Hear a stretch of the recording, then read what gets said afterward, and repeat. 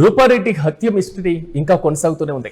నల్గొండ పట్టణ కేంద్రంలో జేబీ కాలనీలో 5 రోజుల క్రితం జరిగింది కల్లు రూపారెడ్డి హత్య. అయితే ప్రైవేటు పాఠశాల ప్రిన్సిపల్ గా వ్యవహరిస్తున్నారామె. లభ్యమైనటువంటి సీసీటీవీ ఫుటేజ్ ఆధారంగా కూడా హత్య చేసినటువంటి వారి నిందితుల యొక్క వయసు 20 నుంచి 25 ఏళ్లు ఉండవచ్చని పోలీసులు అంచనా వేస్తున్నారు. హత్య మిస్టరీని ఛేదించేందుకు పోలీసులు పలు కోణాల్లో కూడా దర్యాప్తును ముమ్మరం చేశారు. పాఠశాల సిబ్బందిని, కాలనీ వాసులను, కుటుంబ సభ్యులను విచారిస్తున్నారు పోలీసులు. నల్గొండ జిల్లా కొండమల్లేపల్లిలో జరిగినటువంటి పాఠశాల ప్రిన్సిపాల్ కల్లు రూపారెడ్డి దారుణ హత్య మాత్రం ఒక్కసారిగా ఉలిక్కిపడేలా చేసింది. అయితే రూపారెడ్డి కొండమల్లేపల్లిలో ఉన్నటువంటి నాగార్జున గ్రామర్ ఇంగ్లీష్ మీడియం స్కూల్లో డైరెక్టర్ అండ్ ప్రిన్సిపల్ గా వ్యవహరిస్తున్నారు. ఇప్పుడు ఆమె భర్త కల్లు రాజేందర్ రెడ్డి రియల్ ఎస్టేట్ వ్యాపారం చేస్తున్నారు. వీరికి కుమారుడు కూడా ఉన్నారు. హైదరాబాద్ లో ఇంజనీరింగ్ కాలేజ్ లో కూడా చదువుతున్నారు. ఇదిలా ఉంటే జేబీ కాలనీలో ఉన్నటువంటి సొంత ఇంట్లో నివాసం ఉంటున్నారు. ఈమె హైదరాబాద్ లో ఉన్నటువంటి గుర్రంగూడలో కూడా సొంత ఇల్లు ఉండడం, ప్రధానంగా వీకెండ్ కావడంతో సెలవులతో శని, ఆదివారం, సోమవారంలో రూపారెడ్డి దంపతులు హైదరాబాద్ లో ఉన్నటువంటి వారి యొక్క కుమారుడి దగ్గరికి వెళ్లారు. రూపారెడ్డి ఒక్కరే కొండమల్లేపల్లికి తిరిగి వెళ్లిన తర్వాత స్కూల్కి వెళ్లారు. సాయంత్రం 5:30 సమయంలో స్కూల్ ముగించుకొని కొందరు మిత్రులు ఇంటికి వస్తున్నారని చెప్పడంతో సిబ్బంది చెప్పి జేబీ కాలనీలో ఉంటున్నటువంటి ఇంటికి చేరుకున్నారు.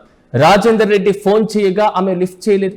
ఇక అనుమానం వచ్చిన వెంటనే ఆమె ఉంటున్నటువంటి ప్రాంతానికి చింతపల్లి ఎస్సీ రామ్మూర్తిని, అద్దెకుండేటువంటి వారిని చూడమని అడగడా తలుపులు తెరిచి చూడగా రూపారెడ్డి అక్కడే విగత జీవిగా పడి ఉన్నారు. అయితే ఈ ఒక్క ఘటన ఆ ప్రాంతం మాత్రమే కాదు, జిల్లా వ్యాప్తంగా కలకలం రేపేటువంటి ఘటనగానే భావించాలి. పోస్ట్ మార్టం నివేదిక ప్రకారం బాధితురాలి శరీరం పైన 27 కత్తిపోట్లు ఉన్నట్లుగా గుర్తించారు. ఇంట్లో ఉన్నటువంటి నగదైన బంగారు ఆభరణాలు కానీ ఏమీ మాయం కాకపోవడం పైన మరింత అనుమానాలు బలపడుతున్నాయి. దీనిని బట్టి దోపిడీ కోసం కాదు, దాడి కావాలని చేశారు, కావాలనే కక్ష సాధింపుతోనే ప్రణాళికాబద్ధంగా హత్య చేశారు అని పోలీసులు ప్రాథమికంగా భావిస్తున్నారు. ఇదిలా ఉంటే ఇంటి ముందు భాగంలో ఉన్నటువంటి సీసీ కెమెరాలు వెనుక భాగంలో లేకపోవడం, నిందితులు ఇంటి చుట్టూ ఉండేటువంటి కిచెన్ తలుపుల ద్వారా లోపలికి వెళ్లడం, హత్య అనంతరం బాధితురాలి యొక్క సెల్ ఫోన్, మరి ముఖ్యంగా పదునైనటువంటి కత్తి ఏదైతే ఉన్నాయో ఆ మొత్తం కూడా వారితో వెంటనే తీసుకొని వెళ్లడం, ఈ మొత్తం పరంపరను చూసిన తర్వాత వెంటనే పోలీసులు కూడా క్లూస్ టీమ్, డాగ్ స్క్వాడ్ ఆధారంగా కూడా వివరాలు సేకరించేటువంటి పనిలో పడ్డారు. ఆర్థిక లావాదేవీలు ఏమైనా కారణంగా ఉన్నాయా, లేదా వ్యాపార వివాదాలు ఏమైనా ఉన్నాయా, లేదా కుటుంబ బంధుత్వ కోణంలో కూడా దర్యాప్తును వేగవంతం చేస్తున్నటువంటి వైనాన్ని మనం చూస్తున్నాం.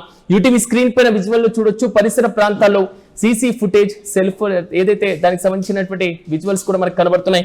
కానీ 2010 బ్యాచ్ నుంచి ఉన్నటువంటి విద్యార్థులు ఎవరైతే ఉన్నారో, సాధారణంగా పోలీసుల యొక్క అంచనా ప్రకారం 20 నుంచి 25 ఏళ్ల వయసు ఉన్నటువంటి వారు మాత్రమే ఈ హత్యకు, దారుణానికి ఒడిగట్టి ఉంటారు అనేటువంటి ఆలోచన, అనుమానం వ్యక్తమవుతున్నటువంటి నేపథ్యంలో అసలు ఎందుకు హత్య జరిగింది, హత్య చేయడానికి ఎలాంటి డబ్బులు, ఇది అలా అంటే పూర్తి స్థాయిలో ఏమి ఆశించకుండా హత్య చేయాల్సినటువంటి వివాదాలు ఎందుకు చెలరేగాయి అనేటువంటి కోణంలో అయితే పోలీసులు దర్యాప్తును ముమ్మరం చేశారు. ఇక ఇదే అంశంపై మరింత సమాచారం మా ప్రతినిధి కిరణ్ అడిగి తెలుసుకుందాం. కిరణ్, చెప్పండి, నల్గొండలో చోటు చేసుకున్నటువంటి రూపారెడ్డి హత్య ఒక్కసారిగా ఉలిక్కి పడేలా చేసింది. సీసీటీవీ ఫుటేజ్ ను పరిశీలిస్తే 20 నుంచి 25 ఏళ్ల వయసు ఉన్నటువంటి వారు మాత్రమే ఈ దారుణానికి ఒడిగట్టి ఉంటారు అనేటువంటి అనుమానాలు వ్యక్తమవుతున్నాయి.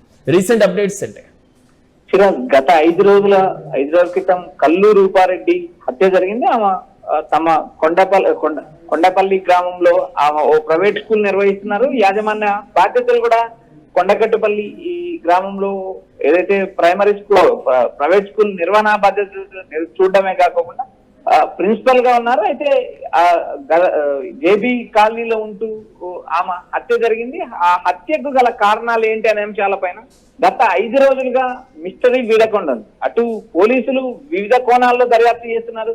ప్రైవేట్ పాఠశాలలో ఆమె పని చేయడం, తమ సొంత పాఠశాల కావడం, అదేవిధంగా ఆమె భర్త రాజేంద్రనాథ్ రెడ్డి ఈ రియల్ ఎస్టేట్ వ్యాపారిగా ఉండడం, రియల్ ఎస్టేట్ వ్యాపారంలో జరిగిన గొడవల లేక వ్యక్తిగత కక్షల అనే అంశాలపైన కూడా క్లారిటీ రాలేదు. గత 5 రోజుల నుంచి పోలీసులు అక్కడ స్థానికంగా ఉన్న డిఎస్పీతో పాటు వివిధ రకాల క్లూస్ టీంలు కూడా వేరు కోణాల్లో దర్యాప్తు చేస్తున్నారు. అయితే ఇక్కడ హత్యకు గల కారణాలు ఏంటి అనే అంశంలో పైన పోలీసులు పలు రకాలుగా విచారిస్తున్నారు. ఇప్పటికే భర్త రాజేంద్రనాథ్ రెడ్డిని అదుపులోకి తీసుకున్నారు, విచారిస్తున్నారు.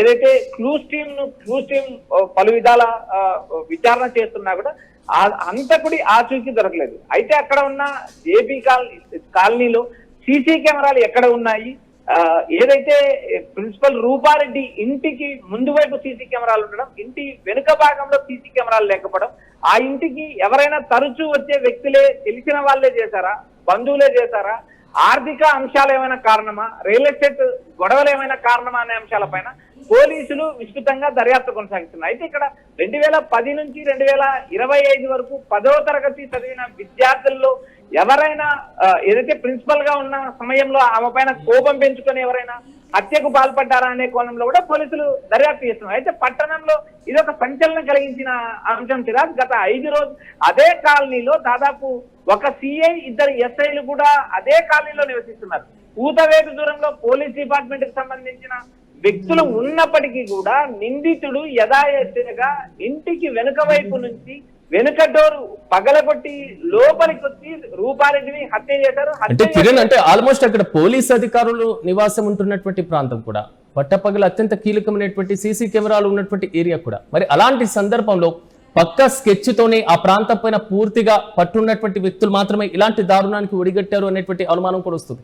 సో ఈ విధంగా ఎలా చూడొచ్చు అంటారు సిరాజ్? ఇక్కడ ప్రధానంగా రూపారెడ్డి భర్త కూడా హైదరాబాద్ లో తమ కుమారుడు నివాసం ఉంటున్నాడు. కుమారుడు చదువుకుంటున్నారు. వారు కుమారుడి దగ్గరికి ప్రతి వీకెండ్స్ ఏదైతే శని ఆది వారాలు రావడం అత్యంత సాధ్యం. అయితే గత వారంలో ఏదైతే 10, 11, 12 తేదీలో వరుసగా 3 రోజులు సెలవులు రావడం, 12వ తేదీ ఏదైతే రూపారెడ్డి తిరిగి ఈ నల్గొండ వెళ్ళిన సమయంలో వెళ్ళడం, ఆమె స్కూల్ కి హాజరు కావడం కూడా జరిగింది. అయితే అదే రోజు సాయంత్రం ప్రాంతంలో ఆమెకు తిరిగి రావడం, ఇంటిలో ఒకరే ఉన్నారు అనే అంశం ఖచ్చితంగా నిందితులకు తెలిసి ఉంది అని పోలీసులు భావిస్తున్నారు. ఎందుకంటే రూపారెడ్డి హైదరాబాద్ నుంచి ఒకరే వచ్చారు.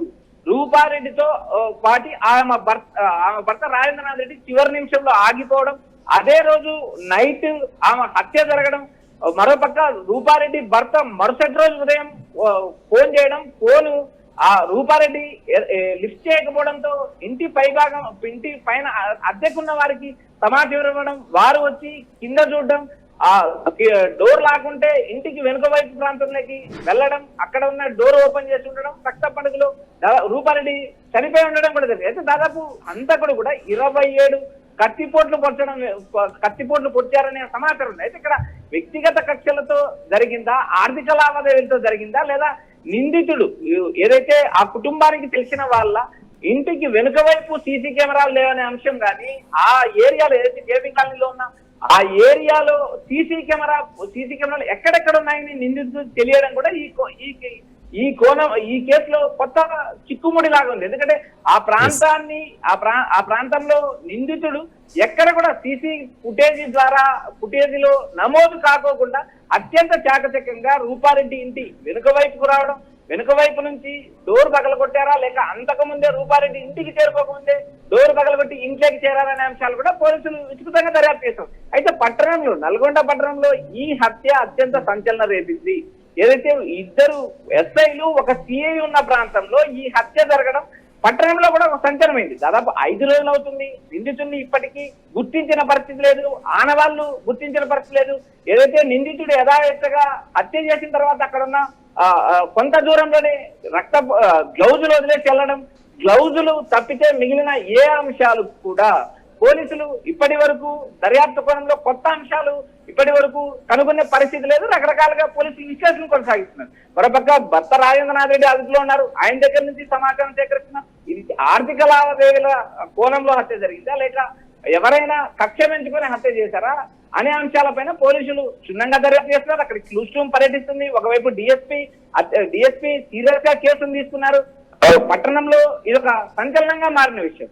అయితే ఇక్కడ రాజేంద్రనాథ్ రెడ్డి చివరి నిమిషంలో ఎందుకు ఆగిపోయారు, రాజేంద్రనాథ్ రెడ్డికి లేదా ఇతరులకు ఎవరికైనా లావాదేవీల విషయంలో గొడవలు ఉన్నాయా, మరోపక్క భార్యాభర్తకు మధ్య ఏమైనా విభేదాలు ఉన్నాయా అనే అంశాలపైన కూడా పోలీసులు క్షుణ్ణంగా విచారిస్తున్నారు. అయితే రేపు కానీ ఎల్లుండి కానీ వీటిపైన ఓ క్లారిటీ వచ్చే అవకాశం ఉంది. అంటే పట్టణంలో ఈ హత్య అత్యంత సంచలనం రేపడే కాకుండా దాదాపు 5 రోజులు అయినప్పటికీ కూడా నిందితుని ఆచూక్ గానీ, నిందితుడు ఎవరైనా అంశాలు ఇంకా తేటతెల్లం కానీ ఈ కేసు చిక్కుముడిగా ఉంది.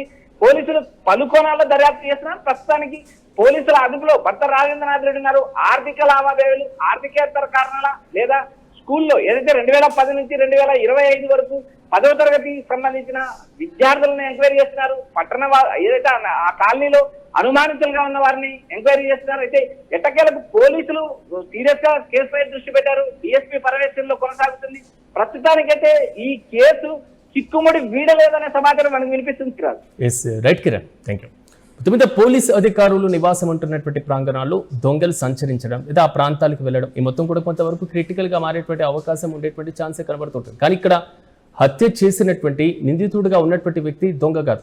సో ఇంట్లో ఉన్నటువంటి నగదు ఆభరణాలు యథావిధిగా ఉన్నాయి, వాటిని ఎక్కడ దోచుకోలేదు, వాటిని కదిలించలేదు. కానీ పక్కా ప్లాన్ ప్రకారం ఎక్కడెక్కడ సీసీ కెమెరాలు ఉన్నాయనేటువంటి రీతిలో ఆలోచించి మరి అడుగులు వేసి ఈ హత్య చేసినట్లుగా చాలా స్పష్టంగా అర్థమవుతుంది. కానీ హత్య చేసినటువంటి నిందితుల యొక్క వయసు 20 నుంచి 25 ఏళ్ల వరకు ఉండేటువంటి అంశంపైన అనేక అనుమానాలు కూడా వ్యక్తమవుతున్నాయి. ఆల్రెడీ ప్రిన్సిపల్ గా ఉన్నారు కాబట్టి సో విద్యార్థులతో ఎక్కడైనా వివాదాస్పదంగా వ్యవహరించినటువంటి తీరు ఏదైనా ఉన్నా సో కక్ష సాధింపు చర్యలో భాగంగా ఎవరైనా ఇలా క్షణికావసరాలు ఏమైనా చేసి ఉంటారా అనేటువంటి కోణంలో కూడా పోలీసుల దర్యాప్తు కొనసాగుతుంది. చూడాలి 5 రోజులుగా ఇంకా కొనసాగుతున్నటువంటి ఈ హత్య అంశం పైన పోలీసులు నెక్స్ట్ స్టెప్ ఏ విధంగా తీసుకోబోతున్నారు.